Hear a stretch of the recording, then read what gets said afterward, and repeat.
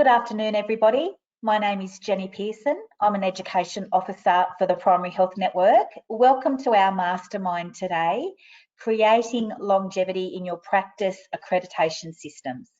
Before we go any further, I'd just like to acknowledge the traditional custodians of the land that we're meeting on and pay respect to elders past, present and emerging.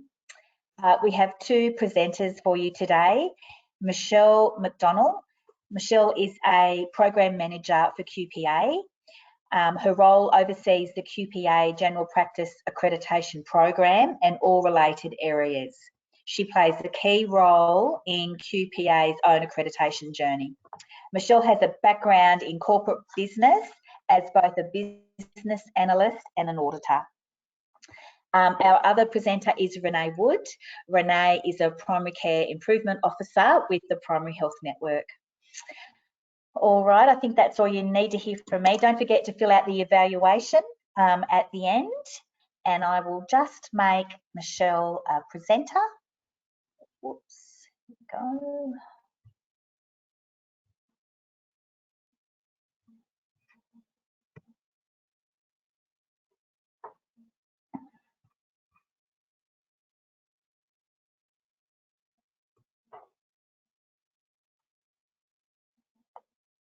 Thank you so much, Jenny. Are we right to go? Yes. Okay, excellent.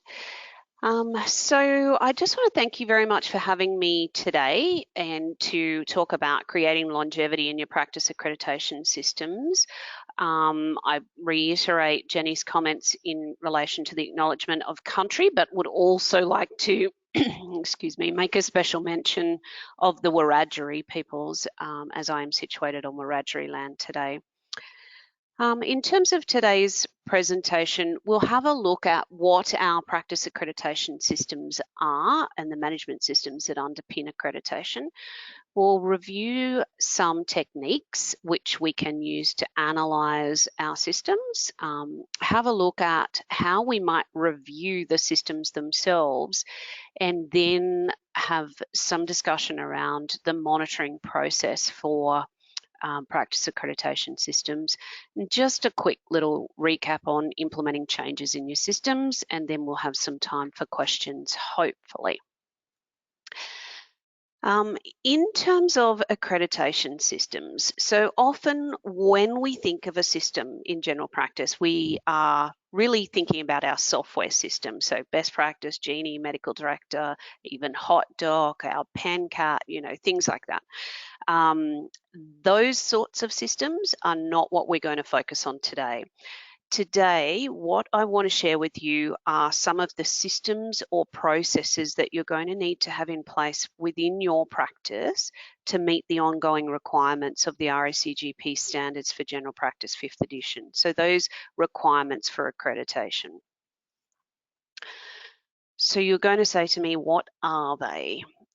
So in terms of the systems themselves, these are some of the things that we're going to have to be able to demonstrate at the time of accreditation.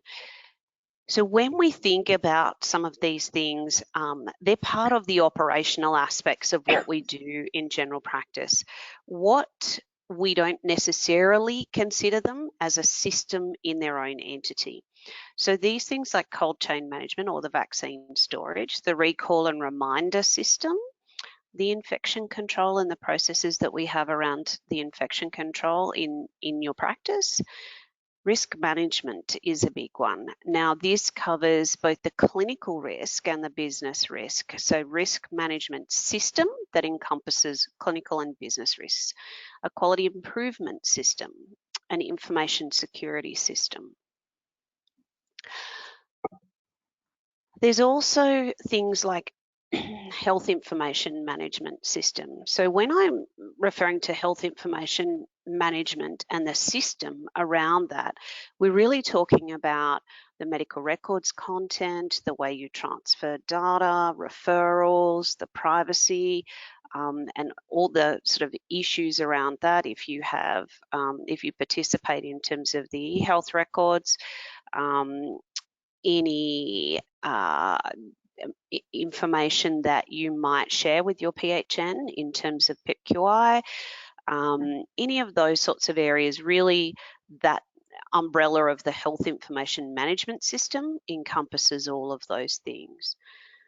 Human resources. So human resources in itself, we might think, oh, well, that's about recruiting someone and, getting them to come and work for us. So the human resources system encompasses more than that. It's the human resources system really looks at things such as, like, let's say, the credentials of your GPs, or their insurances, their performance management, all of those sorts of areas. Strategic management as a system in itself is really what overarches all the other systems within your practice, so that the management system and the strategic direction of what you're doing in your practice is what I mean when I'm referring to strategic management system. I just want to say here that, just to take a minute just to say that a system within your practice isn't specifically a policy. So it encompasses a policy, it encompasses a procedure, but the system itself has more than just a policy, more than just a procedure. The system is about the resources that you need to work that system. And when I'm talking about resources, that's not only the staffing that you need, but it might be, what physical things do you need? Do you need a computer? Do you need practice equipment? Do you need a sterilizer? So it's all those kinds of resources that form part of your system. And then what tools do you use? So the system encompasses the policy, the procedure, the resourcing, and the tools that you use within your practice. So if we remember that those sort of concepts are things that we really want to think about when we're talking about a practice system. Okay, so how do we analyze our practice systems? Some of the best ways to do this is this also depends on whether you're a visual person or whether you like words. From my perspective, I like to see it in a picture. So I like to use the mind map or the flow chart concept. So I would, get it out on a whiteboard or put it on a couple of sheets of A3 paper and then draw all over it. Have a think about what your system's designed to do, and then what the end result is, and then what kind of inputs or what things do you need within the system to make that whole system work.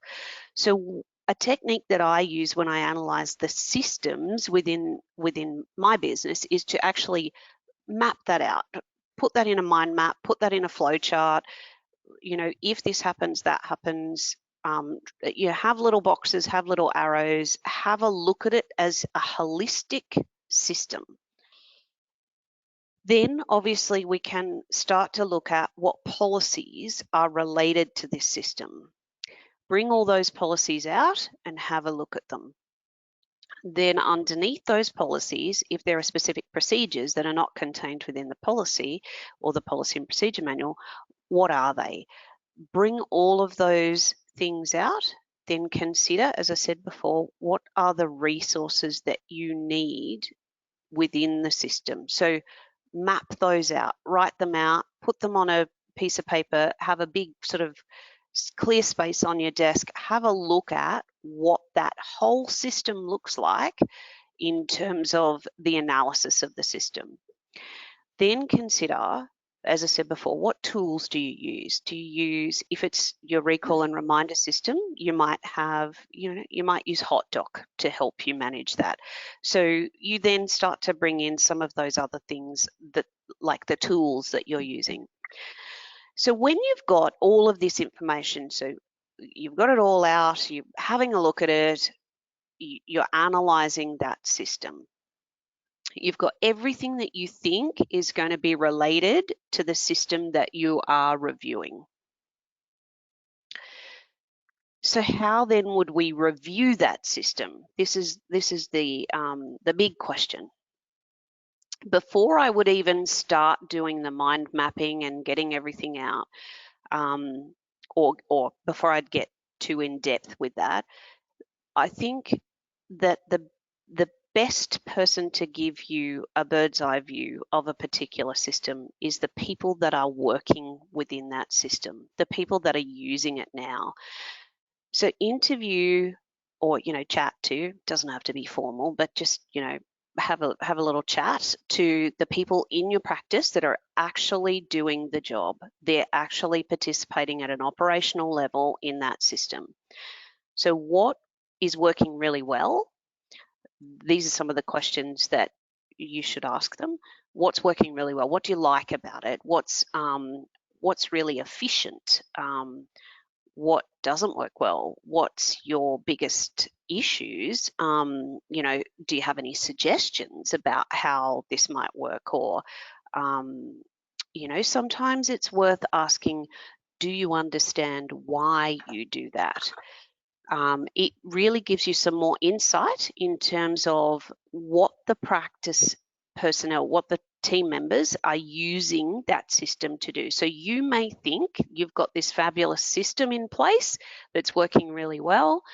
They don't know why they're doing it, and perhaps they're not using it in the manner that it was intended. So ask about their training. What training did you get in this system? Who trained you? How, do you feel you need additional training? So let's have those discussions with the people that are working within the system itself. One of the biggest things that we should do is always check for legislative requirements. So in terms of some of those things, there may not be many. In terms of some of them, there may be a lot, depending on what it is. If we're talking about, if we're looking at, a system of, let's say, infection control, and sterilisation comes within that system, there's a whole stack of things that we need to be aware of in terms of the requirements for sterilisation alone, let alone the infection control requirements. So the legislative requirements, the regulatory and standards requirements, there are also things, so, do you follow the infection prevention control standards that the college have? Not just the RACGP standards for general practice, but there are other standards as well.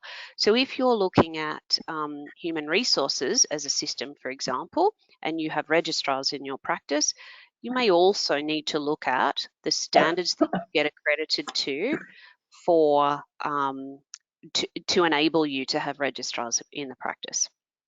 So be aware to do some research, have a think about what are the requirements. Maybe it's the privacy legislation, maybe it's the Health Information Management Act in the state that you are working in, but whatever it is, make sure that you're across what those key elements of the legislative, regulatory and standards requirements are when you start reviewing the practice systems. So we haven't even looked at the system itself yet. All we've done is we've chatted to the team members who are actually working in the system. We're looking at the legislative requirements, we're looking at the regulatory requirements, we're looking at the standards requirements.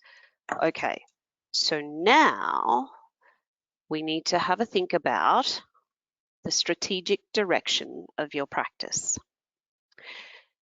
So when we're talking about creating longevity in a system, there's no point creating a system or implementing a system now that in a few months' time you're going to move completely away from. If you can start to build in some of the key elements with the strategic direction of your practice into your system, what will happen is you're starting to build that culture, you're starting to implement some of those changes to allow you to be better placed for a different scenario within your practice. So if your strategic direction is, to move to a new practice, for example, you may not consider some resourcing elements of your system in the same manner as what you may if you are in a new practice with different requirements. So have a think about what's the strategic direction of your practice.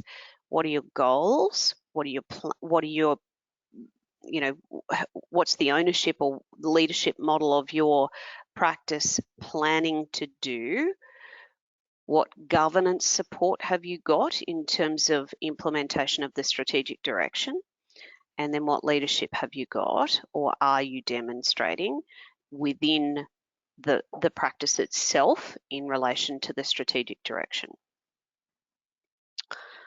Okay, so we've thought about all of those things. Now what we're going to do is actually start the legwork, the nitty-gritty of doing what we're going to do in terms of reviewing the practice system.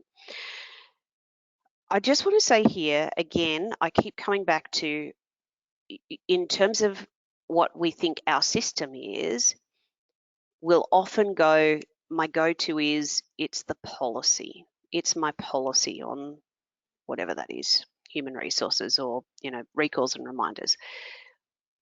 What I'm going to say to you today is, or challenge you today, is to not think of your policy as being your first consideration. You don't necessarily have to have your policy. So we're going to do all those things. We're going to interview, we're going to review legislative requirements, we're going to think about the strategic direction, we're going to mind map, we're going to do all those things. Then we'll start to look at the policy. So remember, that's not the first thing we do. We look at it in a holistic way, and then we bring in a policy or a number of policies that relate to this particular system. Once we think the policies are okay, we'll start to look at the procedures. Then what we should do is have a look at some evidence around what that system does and supports, and does the system flow the way you want it to? Does it achieve what you want it to do? The only way to do that really is to do a little bit of a self-audit, and to self-audit you need to have that evidence. So when you're actually looking and reviewing the practice system, you're going to be searching for the evidence that supports that process, policy, system all works the way that you want it to do. In terms of supporting processes, so often in general practice, a lot of things are interrelated. So in terms of the health information management, obviously there's some, key elements within the information security systems that you might have in place that help you with some of those things. In terms of your risk management systems, there's obviously some of those things in the health information management system that helps you within your risk management system. So those processes support each other. They integrate all together. So when you're reviewing this system that you're looking at, don't only look at that particular system. Think about how else is this going to integrate with the rest of the things in my practice? How else am I going to get all of these things working really well together?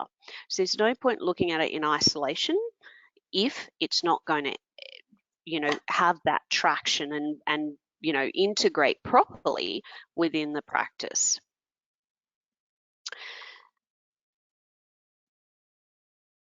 So in terms of strategies and monitoring, we've reviewed our systems. We're going to go, okay, let's have a look at what that looks like. What are we going to do now? What strategies are we going to use, and how are we going to monitor these systems or any implementation of changes? How are we going to monitor those changes within the systems? What can we use? How do we do that? The best thing to do is to plan. And you'll see here that I've written plan, plan, plan, plan. So planning is really, really integral to getting your systems right.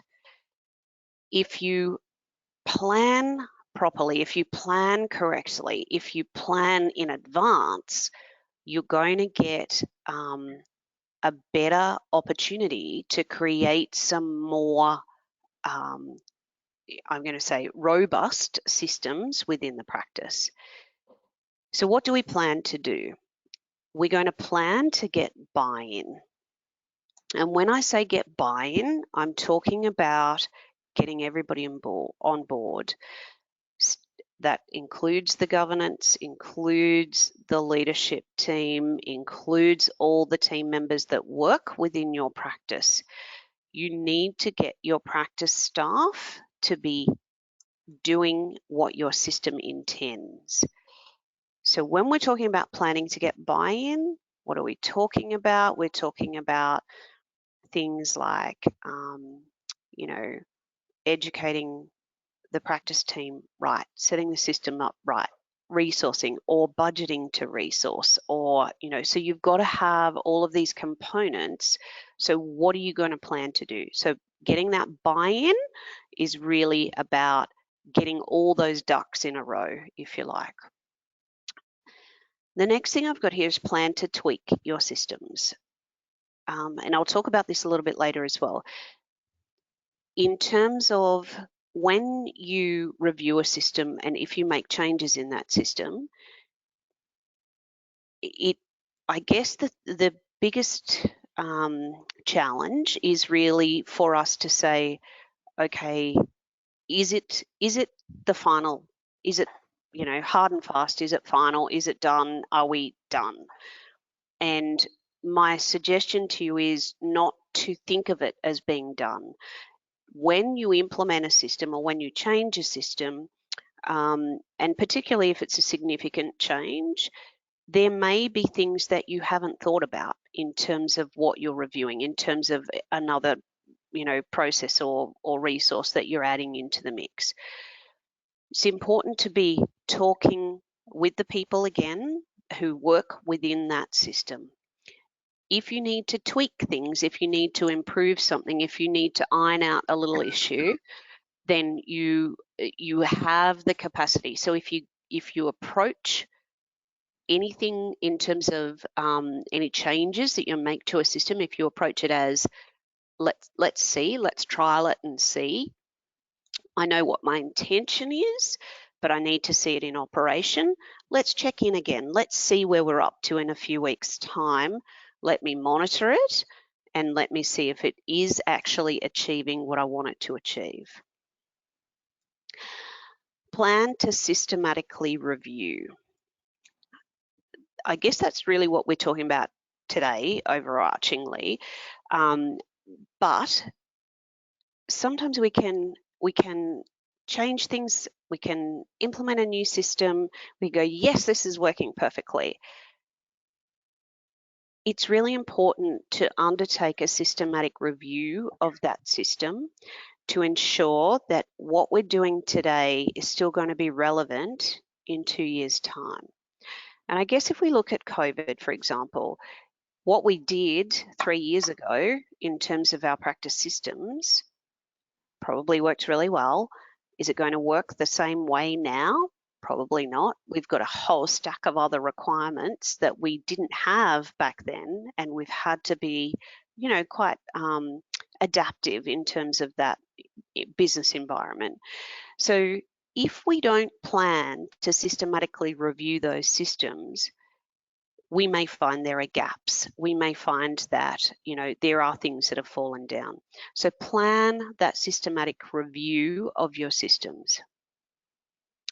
Plan to monitor is the next thing I've got here, and we'll talk about monitoring in a second. But if you don't keep an eye on what's happening within your systems, and if you're not aware or if you're not attuned to what's happening in the practice, again, you can miss those gaps. You need to plan to monitor your systems. So when we're talking about monitoring, how do we do that and what helps us understand some, some kind of key areas that are not working or that are working really well. So sometimes there are specific triggers within the practice that can help you identify any issues or holes or gaps within the systems that you have in your practice. Complaints is a really good one to look at. So you need to analyze your complaints. Now, I'm not talking specifically about external complaints, because there are often things that internally we hear and we share that are not necessarily constituted as a formal complaint, but they are, probably quite valid in a lot of areas, and it's important to be attuned to what those sorts of things are as well. So if you have those formal complaints, make sure you're looking at those externally and internally. Near misses and incidents. Now this is not just in clinical care, this could be in other areas as well. In terms of the standards just really talk about near misses in clinical care, but there are other components that you may wish to consider. Internal feedback, again, this could be, chatting over a cup of coffee at morning tea. This could be some commentary in the staff meeting, anything that you sort of hear or see. It could be a corridor conversation, it could be any of those things. But be aware of some of them. Not necessarily all feedback is constructive, but just to be aware, sometimes that feedback can help you identify something else that's going on, or some failure in the system, or some failure in training, or some failure in, other areas of the practice. External feedback is a fabulous way to help you with your monitoring. And I'm going to say that the accreditation process is really, really, really important for me. I love the opportunity to talk to our surveyors that come in and do our own accreditation. And, unlike general practice, our accreditation agency is here for 5 days when they do their accreditation visit. So it's pretty comprehensive, but it's a really great opportunity to get some feedback from external sources. So because we tend to be focused on our operations. We tend to do the stuff we've got to do. And sometimes it's difficult for us to step back and look at it in a holistic manner, which is what this reviewing and creating the systems for longevity really is all about today. So use the accreditation process as a vehicle for, mentoring or, getting some additional feedback. You don't have to take it all on, but it is important that you get some insight from other people as well.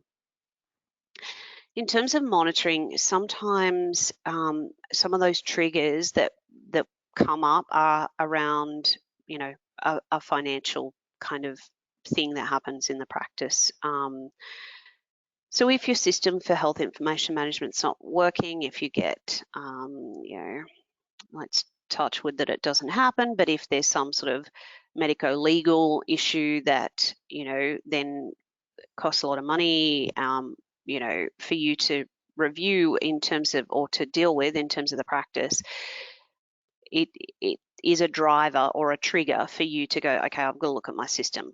I've got to think about what am I doing in this system that's created this issue for me. So have a think about if there are any financial drivers within the system as well. In terms of monitoring, I suggest to set up some reporting protocols. When I'm talking about reporting protocols, I'm really talking about a sort of two-way, up and down kind of reporting system within the practice.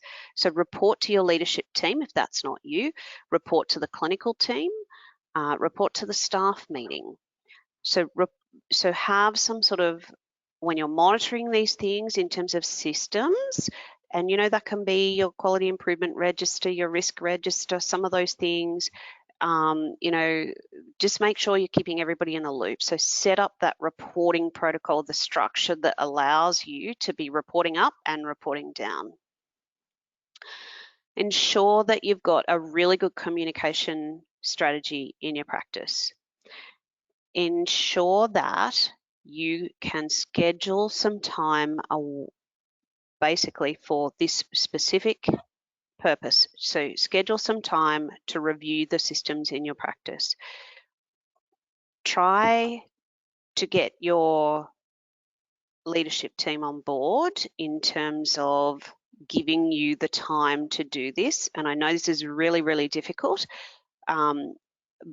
because we do get caught up in those operational aspects in general practice. It's a reactive environment and we have to be available.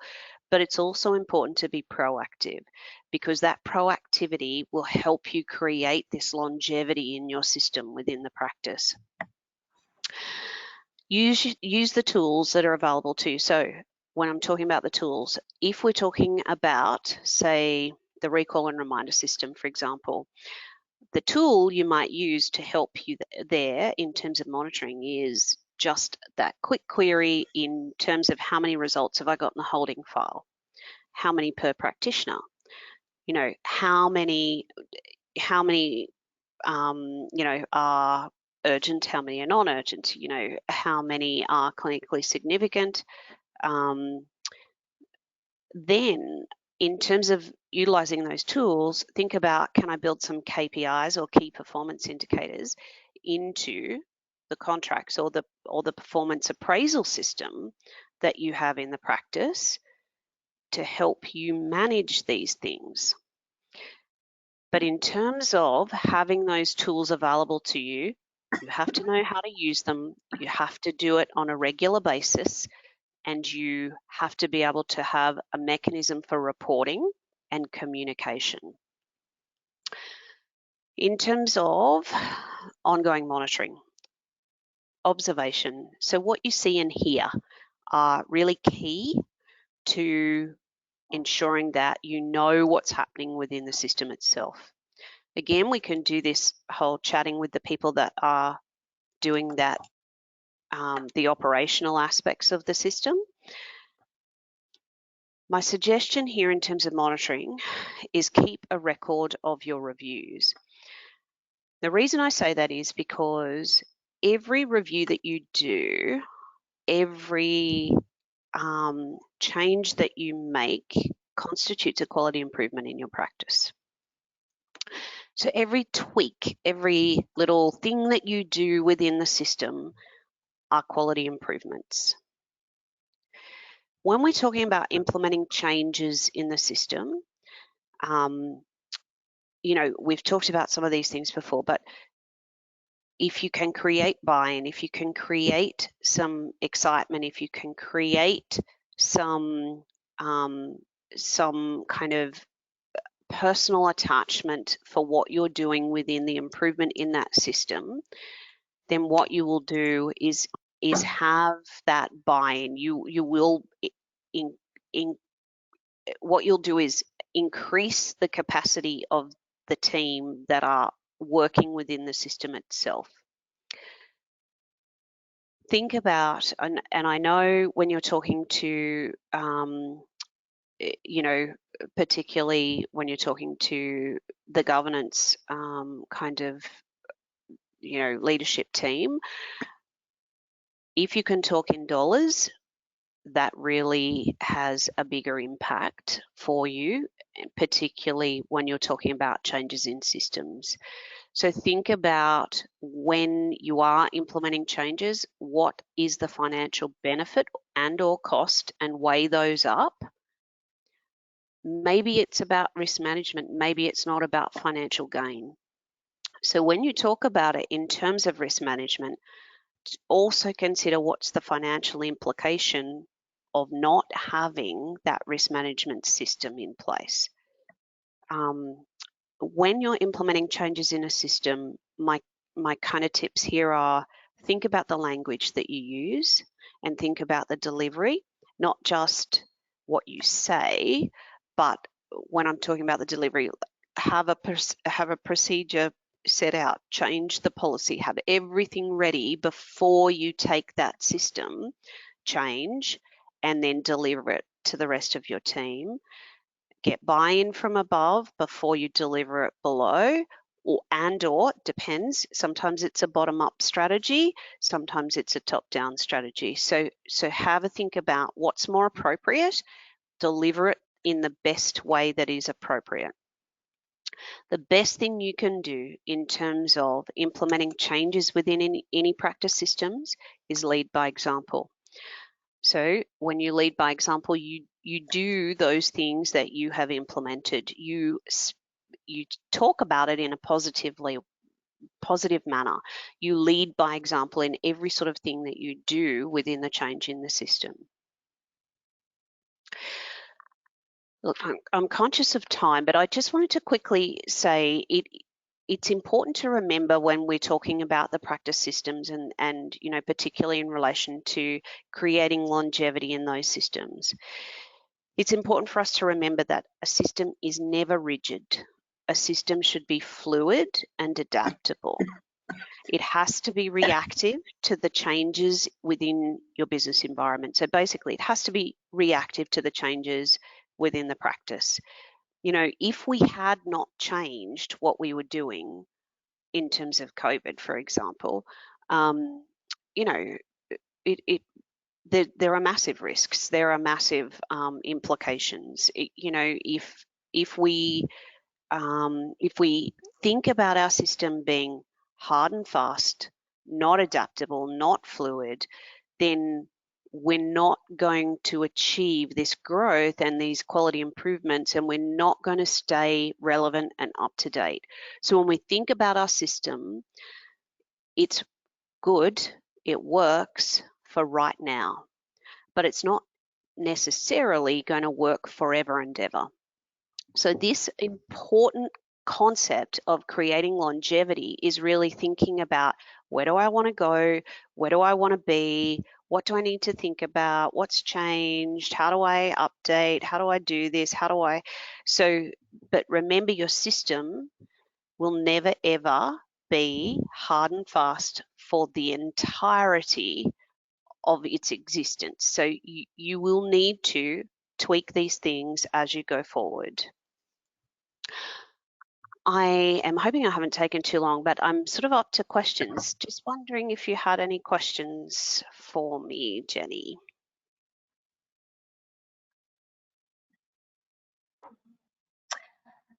Thanks, Michelle, for that great presentation. We actually don't have any questions up at the moment.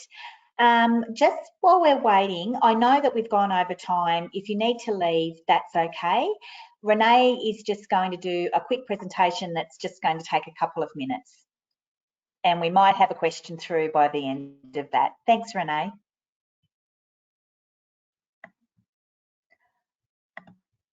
I will just make you the presenter so you can share your screen. Okay, can you see the screen now? Oh, hang on. Can you see that screen now? Yes. Yep. Okay, perfect. Thank you for that, Michelle. That was great. I'm only just going to take up a quick minute. Just wanted to tell you what the PHN role in supporting accreditation is. So the PCIO team is available to support practices by help understand staffing, meeting and understand the accreditation requirements, to assist in help identifying potential QI activities that will help support you in accreditation, and help embed the accreditation systems as part of your day-to-day business operations, so that when your accreditation visit or accreditation and your visit comes around, the work is already done. Oh, sorry, I skipped a slide there. So the PHN also has a selection of accreditation resources that can be used for additional support to resources that already are provided to you by your chosen accrediting body. That consists of checklists, focus lists, timelines, tips, quality improvement ideas that are linked to accreditation, and data review documents. So besides quality improvement being an accreditation requirement, it's also a gateway to quality improvement activities and can be used to identify gaps and developing QI activities to support improved systems, recalls and reminders, data cleansing and clinical coding. So if you need support in identifying any QI activities or developing and writing up your PSA documentation, please reach out to your PCIO and we'll be happy to help. And lastly, the PHN provides education opportunities to help with accreditation compliance, such as triage, CPR, infection control, and cold chain management. So keep an eye out on our website under the education events page.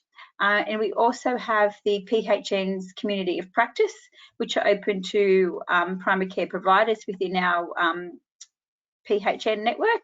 And the idea is to share ideas and resources to support quality improvement activities. So if you haven't joined and you would like to join the accreditation community of practice, please email myself at rwood@thephn.com.au. So that's all from me today. Jenny, you can just let us know if there's any questions that come through. Thank you. No, we don't have any questions. Michelle did such a great job. She's covered everybody's information that they needed. Thank you so much, Michelle, for giving up your time today. And we will have a copy of this webinar up on the website in the Education Library. So you can go and check it out there or share it with any of your colleagues. Thanks, everybody, and we'll see you next time. Thank you. Thanks, Jenny.